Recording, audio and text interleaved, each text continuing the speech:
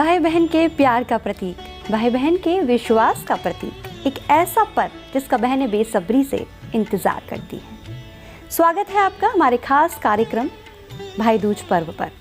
नमस्कार, मैं आपके साथ आकांक्षा शर्मा। भाई दूज पर्व पर क्या शुभ तिथि रहेगी और इसका शुभ मुहूर्त क्या है, ये सब बताने के लिए आज हमारे स्टूडियो में हमारी खास मेहमान आचार्य डॉक्टर जीतू जी मौजूद हैं। स्वागत है आपका हमारे स्टूडियो में जीतू जी। बहुत बहुत धन्यवाद। नमस्कार। तो आचार्य जी, मेरा पहला प्रश्न आपसे ये रहेगा कि भाई दूज पर्व पर सबसे ज़्यादा कन्फ्यूजन ये है कि भाई दूज पर्व 26 को मनाएं या 27 को मनाएं। जी बिल्कुल सही बात है कि भाई दूज किस दिन मनाएं, ये बहुत बड़ा कन्फ्यूजन है इस बार जी। और ऐसा कन्फ्यूजन कई बार होता है, लेकिन इसीलिए तो हम आपके सामने हैं कि आपके इस कन्फ्यूजन्स को दूर करें, क्योंकि 5 दिन का ये जो पर्व होता है ना, ये पर्व बहुत ही इम्पोर्टेंट होता है, जो कि धनतेरस से तो शुरू हो जाता है और भाई दूज उसी के बीच में ही आ जाता है जी। और ये भाई दूज का जो पर्व है, इस दिन हर बहन बहुत ही बेसब्री से इंतज़ार करती है कि कब हमारे भाई साहब हमारे सामने आए और हम उनका तिलक करें जी। और सेम जो एक एक्साइटमेंट होती है वो भाइयों की तरफ से भी होती है कि कब हम अपनी बहनों से मिले और इस पर्व को 4 चांद लगा दें। जी। द्वितीया तिथि, दूज की तिथि, कहते हैं अगर 2 दिन पड़ जाए और 2 दिन में दूज पड़ने के कारण हमें त्योहार को किस दिन मनाना चाहिए जी। अपराह्न व्यापनी, जिस दिन सूर्य अस्त तक हो, त्योहार को उसी दिन मनाना चाहिए, जो कि 26 को है। 26 को है सूर्य अस्त तक व्यापनी तिथि, जिसे हम अपराह्न व्यापनी भी कहते हैं। और इसीलिए इसकी महत्वता, इस दूज की महत्वता जो है, इम्पोर्टेंस जो है, वो 26 को ज़्यादा है। 27 को उदया तिथि है, क्योंकि बहुत सारे लोग उदया तिथि का त्यौहार मनाते हैं, तो 27 को भी आप इस त्यौहार को मना सकते हैं, लेकिन 12:17 से पहले पहले। उसके बाद इस व्यापनी का कोई मुहूर्त ही नहीं रहेगा। तो अगर आप 26 को मनाएं सबसे उत्तम है। 27 को किसी कारणवश मनाना चाहते हैं तो उदया के आसपास मना ले तो और भी बेहतर होगा। कार्तिक का महीना, शुक्ल पक्ष की तिथि और द्वितीया तिथि, ये विलक्षण योग की तिथि है। अच्छा। ऐसे में आपने 26 को ही त्योहार मनाना है। अच्छा, आपने आचार्य जी बोला कि भाई बहनों के पास जाने के लिए और बहनें भाइयों के पास जाने के लिए उत्साहित रहती हैं, तो यहाँ पर एक प्रश्न उकर आता है कि क्या बहनों को भाइयों के पास जाना चाहिए या भाइयों को बहनों के पास आना चाहिए? देखिए, अगर हम रक्षाबंधन की तरफ चले जाते हैं तो हमेशा बहनों को भाइयों के घर जाना चाहिए। लेकिन जब हम दूज की बात करते हैं, द्वितीया की बात करते हैं, भाई दूज की बात करते हैं, तो हमेशा भाई को अपनी बहन के घर जाना चाहिए। क्योंकि जब इस कहानी की पौराणिक कथा पर भी चलते हैं तो यम अपनी बहन यमुना के घर गए थे और यमुना ने बहुत तहे दिल से उनका स्वागत किया था। वैसे यम जाते नहीं थे कहीं, क्योंकि हर कोई यम से, यमराज से डरता है, कोई बुलाता ही नहीं, उन्हें कौन बुलाना चाहेगा यमराज को। उन्होंने कहा कि मुझे तो कोई बुलाता ही नहीं है, तो बहन ने न्योता दिया है तो कुछ गड़बड़ तो है, मैं नहीं जाऊंगा। क्योंकि ये एक ऐसा भय था, क्योंकि जो प्राण लेने वाला, वो प्राण दान मतलब एक खुशी कैसे देने जाएगा किसी को, क्योंकि किसी के घर जाना मतलब प्राण लेने वाला, हरने वाला। अगर किसी के घर जा रहा है तो भय से ही आदमी पहले मर जाए। बिल्कुल। तो ऐसे में उसने कहा कि मैं नहीं जाऊंगा। ऐसे करते करते दूसरा साल भी आ गया। उन्होंने कहा आना तो पड़ेगा भाई, मैंने शिद्दत से बुलाया है, आपको आना तो है। तो भाई जब उनके घर गए थे, वो दूज की तिथि थी। अच्छा। और द्वितीया तिथि पर जब अपनी बहन से, क्योंकि बहन उनकी प्राण न्यौछावर करती थी अपने भाई के ऊपर, लेकिन भाई चाहते थे मेरी बहन सुरक्षित रहे, इसीलिए वो उस भय से वो खुद ही नहीं जाना चाह रहे थे। बट उन्होंने कहा कि जब कहते हैं अतिथि देवो भव, जब हम अतिथि तौर पर किसी का अपने घर में आमंत्रण देते हैं तो वहाँ वो किसी को नुकसान कर ही नहीं सकता, चाहे कितना भी क्रूर क्यों ना हो, कितना भी परेशान करने वाला क्यों ना हो। वो जब अपनी बहन के घर जाएगा तो बहुत ही शुभता प्रदान करेगा। और बहन की वो खुशी जो थी वो अनमोल खुशी थी, और वो खुशी आज तक जो चली आ रही है, दूज की तिथि कहते हैं हम, दूज की तिथि होती है ये। और ऐसे में उन्होंने कहा कि भाई तुम आ क्यों नहीं रहे थे मेरे घर में। उसने कहा कि मैं प्राण हरने वाला हूँ और जब भी मेरे को तो कोई बुलाता नहीं था, इसीलिए मैं तेरे घर नहीं आता था। तो उन्होंने कहा कि चलिए ठीक है, आज आपने मेरे चेहरे पर एक मुस्कान दी है। और सेम यम ने भी अपनी बहन से कहा कि तुमने मेरा तहे दिल से स्वागत किया है अपने घर में, तो मांग ले बहना क्या मांगना चाहती है। तो बहन ने कहा कि आज के दिन अगर कोई भाई अपनी बहन के घर जाता है तो उसे आप कभी परेशान नहीं करेंगे, ये आप मुझे प्रण दे दीजिए, यानी उसके ऊपर किसी भी तरीके का संकट नहीं आएगा। और ये प्रण यम ने अपनी बहन यमुना को दिया था, जिसके कारण कहते हैं कि भाई को ही अपनी बहन के घर की दहलीज पार करनी चाहिए और उसके ऊपर से जितने संकट होते हैं वो सारे कट जाते हैं।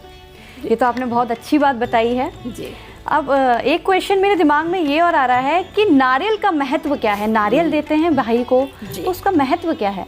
देखिए, नारियल हमेशा शुभता प्रदान करने वाला कहा जाता है। अच्छा। नारियल संपूर्ण सुखों का कारक कहा जाता है। अच्छा। नारियल चंद्रमा का कारक कहा जाता है जी। नारियल आपके जीवन के अंदर समृद्धि का कारक कहा जाता है, इसीलिए आपके घर में सुख भी रहे, आपका चंद्रमा भी स्ट्रॉन्ग रहे, आपके जीवन में समृद्धि भी रहे, धन दौलत ऐश्वर्य भी रहे, शांति का प्रतीक भी माना जाता है। तो जब सर्व सुख होते हैं, जिसके कारक चीजें होती हैं, इसीलिए उन्हें नारियल का जरूर अर्पण करना चाहिए, भेंट करना चाहिए। नारियल आपके जीवन में सुख और समृद्धि का कारक माना जाता है। अच्छा आचार्य जी, आपने मुझे बताया कि दूज पर्व कैसे मनाएं, ठीक है, भाई को बहन के घर जाना चाहिए। अब बहनें जब भाई दूज पर मना लेती हैं, टीका कर लेती हैं, तो उसके बाद गिफ्ट्स के लिए बहुत एक्साइटेड होती है कि भाइयों को मुझे गिफ्ट चाहिए, अब क्या दें। तो भाई भी सोचता है कि मुझे क्या देना चाहिए। तो वो थोड़ा बताइए कि भाइयों को बहनों को क्या देना चाहिए। बिल्कुल सही बात है, टीके से ज़्यादा एक्साइटमेंट तो गिफ्ट की ही होती है बहनों के लिए कि पता नहीं क्या मिलने वाला है। चलिए देखते हैं इस बार। पहले से लंबी लिस्ट भी तैयार कर लेती है, पिटारा पूरा खुल जाता है। बिल्कुल 100% गिफ्ट तो बहुत ही अच्छा होता है और ये शुभता का उपहार होता है। देखिए, कोई भी अपने घर में संपन्न ही होता है, उसे नहीं जरूरत होती गिफ्ट्स की, लेकिन ये ऐसा पर्व होता है जो शुभता लेने और देने वाला होता है जी, जिसका कारक ही ये गिफ्ट, जिसे हम उपहार कहते हैं, ये खुशी का उपहार माना जाता है। ऐसे में हमेशा ध्यान रखना चाहिए जो चीजें होती हैं वो शुभता प्रदान करने वाली देनी चाहिए जी। आजकल बहनों की एक लिस्ट बन जाती है कि मुझे मोबाइल दे देना भैया, वो मैं हाईटेक वाला लेना चाहती हूँ, आप एक काम कर दीजिए, मेरे को ना ये सामान दे दीजिए, मुझे गाड़ी दे दीजिए, मुझे सामान कुछ और, यानी कई सारी लिस्ट होती है। लेकिन जब हम मोबाइल की डिमांड करते हैं तो आप ये नहीं सोच रहे हैं आपके रिश्तों के बीच में एक राहु आ रहे हैं जी, इलेक्ट्रॉनिक राहु उसके कारक होते हैं। अच्छा। तो आप ये सोचिए कि आपने प्यार के रिश्ते के बीच में एक भ्रम ले आए आप, क्योंकि राहु भ्रम है, राहु क्लियरिटी है ही नहीं, और जहाँ राहु है तो वहाँ स्ट्रेस पहले ही है, तनाव है ही, उस रिश्ते के अंदर एक गैप है। तो कभी भी इलेक्ट्रॉनिक आइटम्स जो होती हैं वो हमें गिफ्ट के तौर पर ना लेनी चाहिए, ना बहनों को लेकर के अपने भाई को प्रसन्न करके अपने गिफ्ट तैयार करने चाहिए, ना भाइयों को अपने बहन के घर में इलेक्ट्रॉनिक आइटम इलेक्ट्रॉनिक आइटम ही नहीं देने चाहिए, नहीं देनी चाहिए। फिर आती है दूसरी बात कि कोई भी ऐसी चीज जो कटिंग करती हो, अच्छा, काटने वाली चीज, ऐसी कोई भी उपहार नहीं देना चाहिए जिससे आपके जीवन के अंदर खटास है जी। मिठास का ये त्योहार पर्व होता है और मिठास से ही मनाया जाए। मिठाई लीजिए, आपने आगे पीछे आप टाइम तय कर लीजिए कि आप मुझे दूसरे दिन तीसरे दिन कुछ दे दीजिए, लेकिन जब दूज तिथि पड़ती है, दूज की तिथि, उस बीच में इस तरीके का आदान प्रदान नहीं किया जाता है। अच्छा। फिर आती है बात कि हम लोग गिफ्ट के तौर पर और भी किसी चीजें, भाई जाते हैं वो अपने फ्रूट की टोकरी बना लेते हैं, फ्रूट की टोकरी में ऑरेंज, खट्टी चीजें।